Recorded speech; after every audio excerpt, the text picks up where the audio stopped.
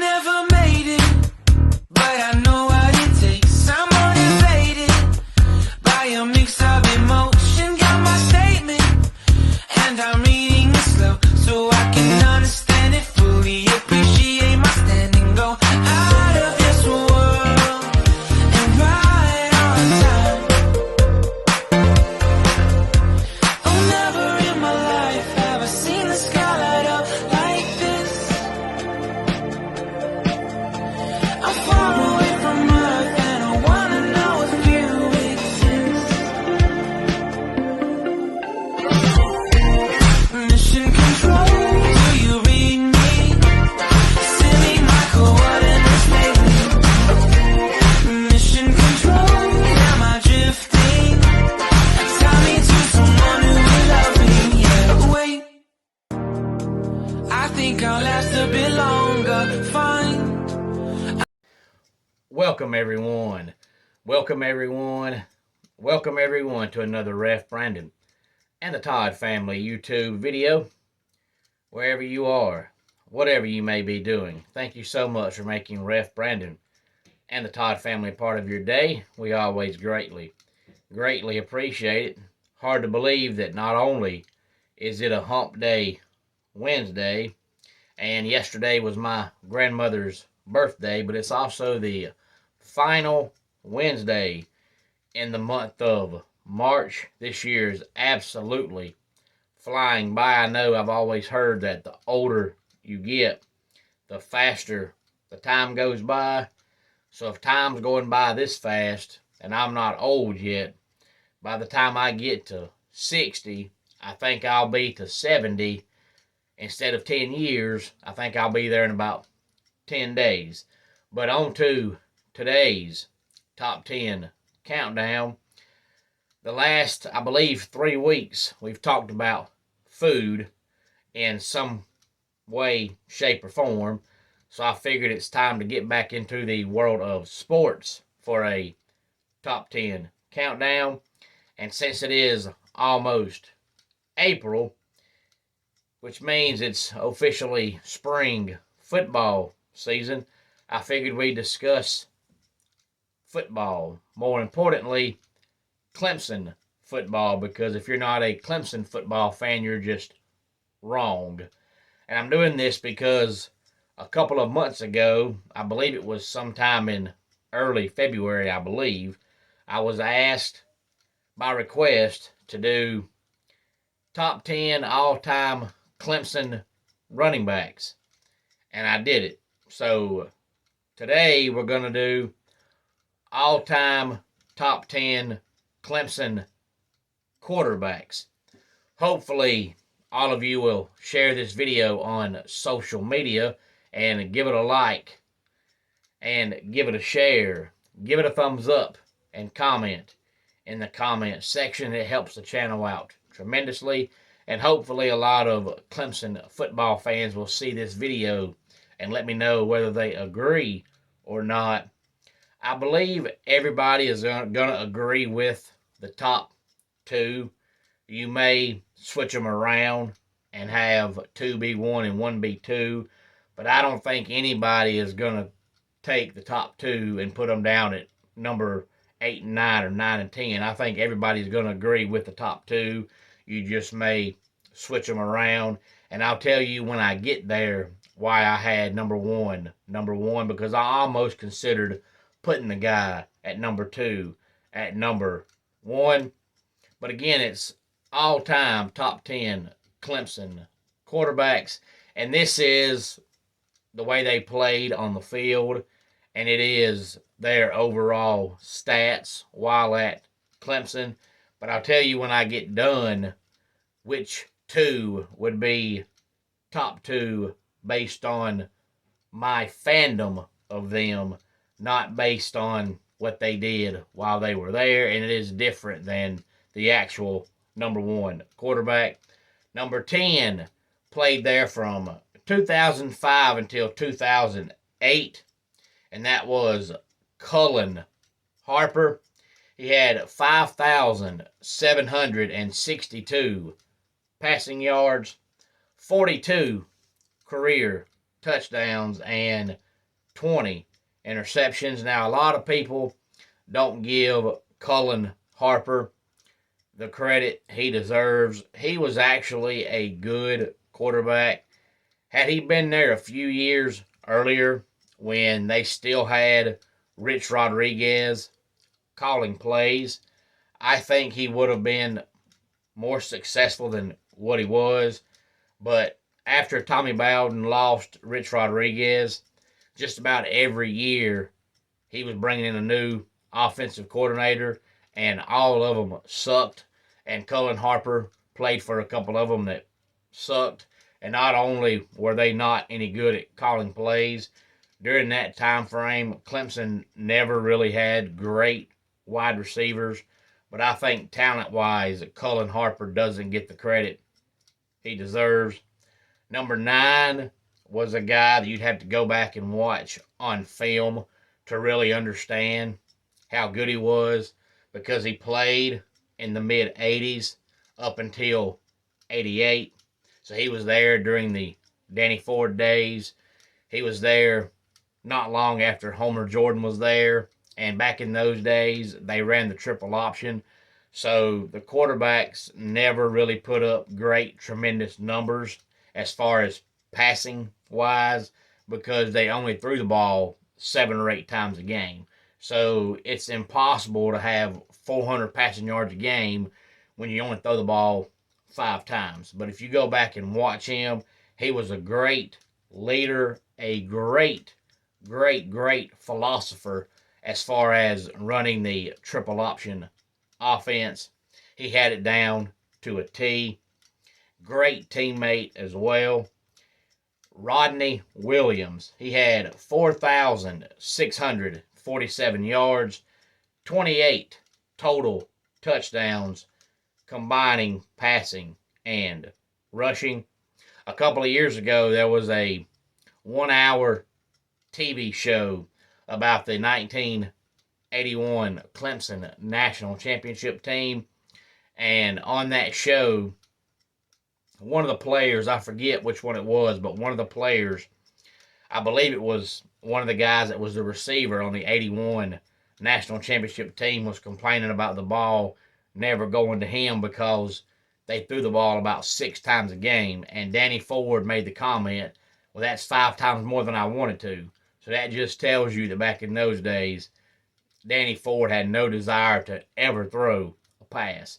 So if you're a quarterback back then, you have to actually watch how they play instead of just looking at their stats, because if you only throw 3 or 4 times a game, you're not going to have great stats because you're not throwing. Number 8, Neilon Green. He played from 94 to 97. Had 5,719 passing yards, 35 touchdowns, and 26 interceptions. Now, everybody knows by now that I'm all about nostalgia and loving things that take me back to the good old days when I was young. And Neilon Green was actually the Clemson quarterback when I first got into Clemson football. The first game that I watched was the '96 Gator Bowl when they played Donovan McNabb and Syracuse, at the time Orange Men, and lost 41-0. But the first full season that I watched was the '96 football season, and Neilon Green was the quarterback. So anytime I hear the name Neilon Green, I think about me being that young, good-looking, awesome, handsome 11 or 12-year-old kid watching Clemson football. Now, Tommy West was the coach during that time frame, and he ran the option, but he did throw the ball more than Danny Ford did, but they still didn't throw the ball a whole lot. Number 7, Woodrow Dantzler, and he was the quarterback from the '99 season to the 2001 season. He had 5,639 passing yards, 36 touchdowns, and 23 interceptions. And I believe it was the 2001 season when he became the first quarterback ever to have 2,000 passing yards and 1,000 rushing yards in a season. But of course, the game has changed so much now. Now that happens every single year.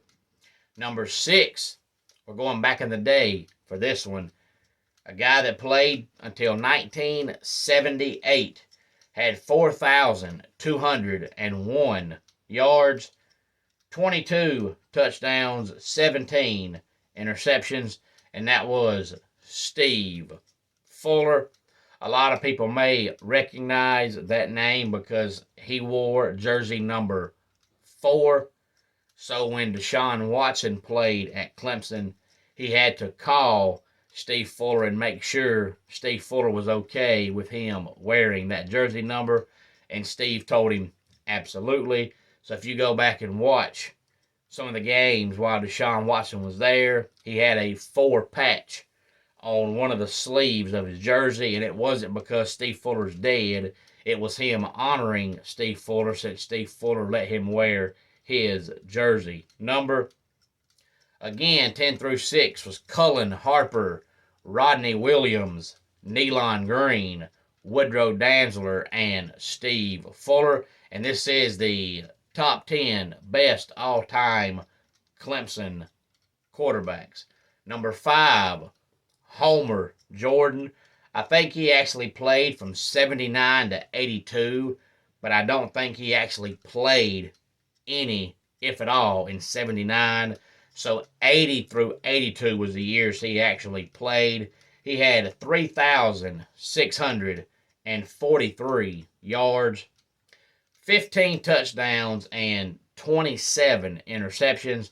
And that's the one thing that holds him back from being higher on the list, because back in those days when you only threw the ball 5 or 6 times a game, but yet you threw 27 interceptions, that's 9 per year.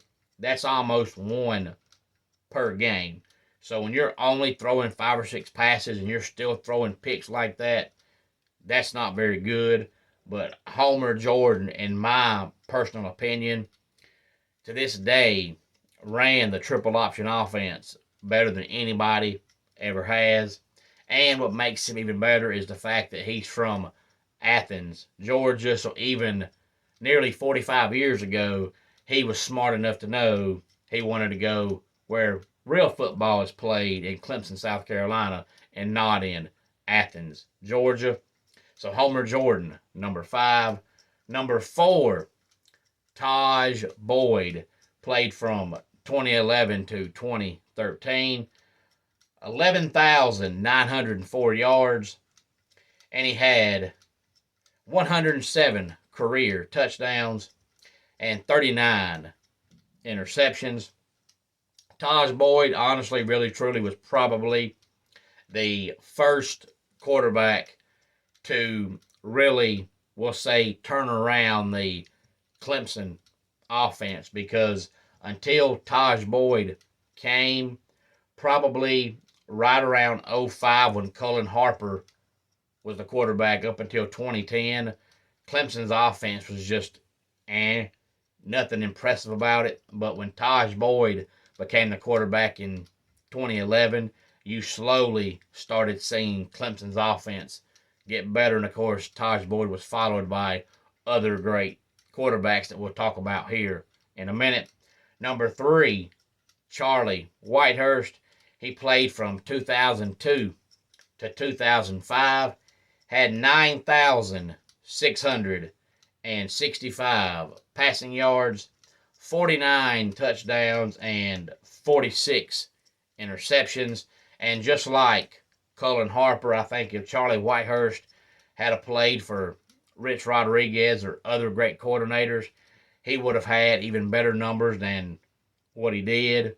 But they just had average at best receivers and average at best play callers, so you couldn't expect a lot from him. But in my opinion, he's probably the most underrated quarterback Clemson's ever had, because if you look at his numbers, they weren't great as far as completion percentage, The touchdown to interception ratio was basically almost 1-1. But you had to actually sit back and watch him and see what he was dealing with as far as no receivers and no play calling to understand how good he really was. And he even had a NFL career that lasted for about a decade.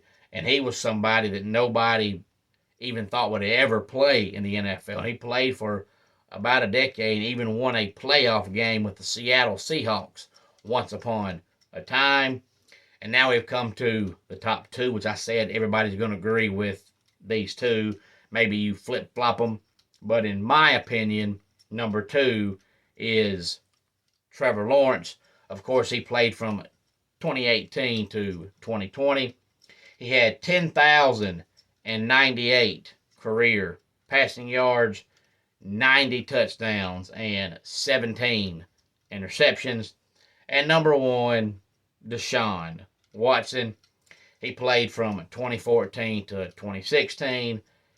10,168 passing yards, 90 touchdowns, and 32 interceptions. So him and Trevor Lawrence had the same exact amount of touchdowns and almost the same exact amount of passing yards, and they were both the starters for 3 years. The only reason I have Deshaun number one instead of Trevor, because there really ain't much of a difference. They both won a national championship. They were both great.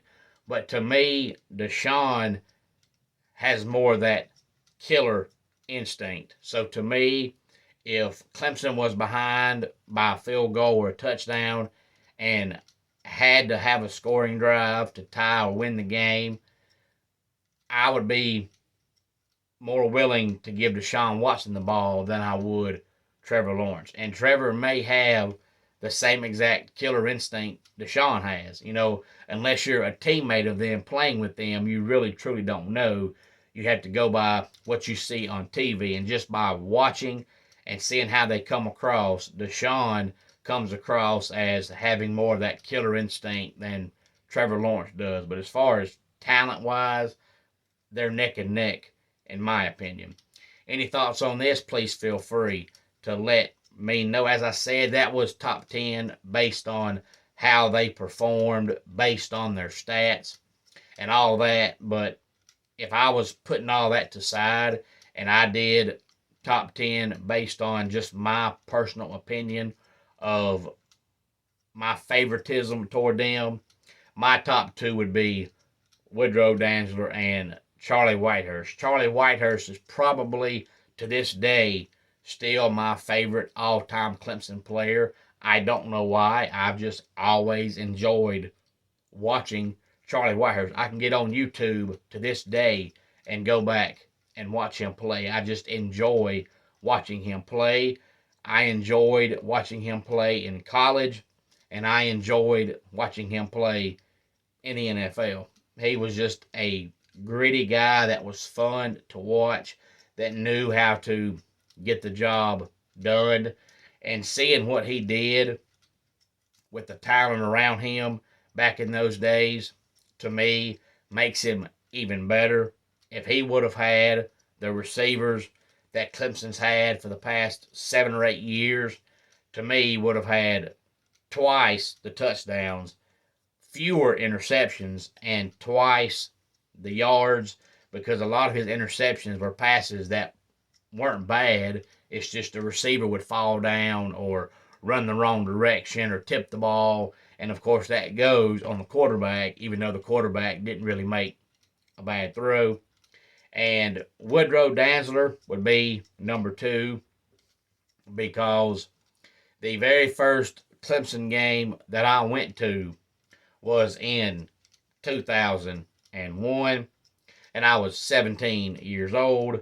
It was against Duke, and the game was supposed to be on 9/11, but because of 9/11, the game got backed up until, I want to say it was played the very first Saturday in December. I believe it was on December the 5th, if memory serves me correctly, but that was before the days of the ACC championship game. So they played Duke the week after South Carolina. And since it was my first ever Clemson game that I attended in person, and I was 17 years old, watching the things Woodrow Dantzler did that day in person was amazing. And I believe that day he had around 350 passing yards, and I think he had around 150 rushing yards because Rich Rodriguez was Clemson's play caller back then, and Rich Rodriguez knew how to use a dual threat quarterback. So Woody Dantzler put up some great, great numbers. If you've never watched Woody Dantzler play, I encourage you to get on YouTube and just type his name up and watch. There was one year, I think it was the year 2000, but I'm not positive, that they played Georgia Tech. And Georgia Tech had a quarterback named Joe Hamilton. And of course, nowadays, the score of that game would be normal because there's no defense played anymore. But back in those days, you didn't really see a lot of high-scoring games, and I believe Georgia Tech won the game 45-42. But Woody Dantzler and Joe Hamilton both had excellent games that day. But Woody Dantzler was not big enough to be a quarterback in the NFL, so he ended up being a running back, kick return guy for about 5 or 6 years, and he called it a career. But as far as the excitement level of watching him play at the collegiate level, it was way up there. He was good. So my top two, just in my personal opinion of how much I enjoyed them, would be Woody Dantzler and Charlie Whitehurst. But there's no denying that the best two quarterbacks Clemson's ever had is Trevor Lawrence and Deshaun Watson. Again, any thoughts on it? Please feel free to let me know. Homes for Our Troops is a publicly funded 501c nonprofit organization that builds and donates specially adapted custom homes nationwide for severely injured post 9/11 veterans. Since the 2004 inception, nearly 90 cents of every dollar spent has gone directly to our program services for veterans. Visit at hfotusa.org. Let's go ahead and get our dad joke of the day in here. What do you call a dinosaur that crashes his car? Tyrannosaurus Rex. And that wraps it up for today's Ref Brandon and the Todd Family YouTube video. Until next time, it's Ref Brandon saying, just like in pro wrestling, life can be over by the count of 3. Tell your friends and family how much you love them. Bye.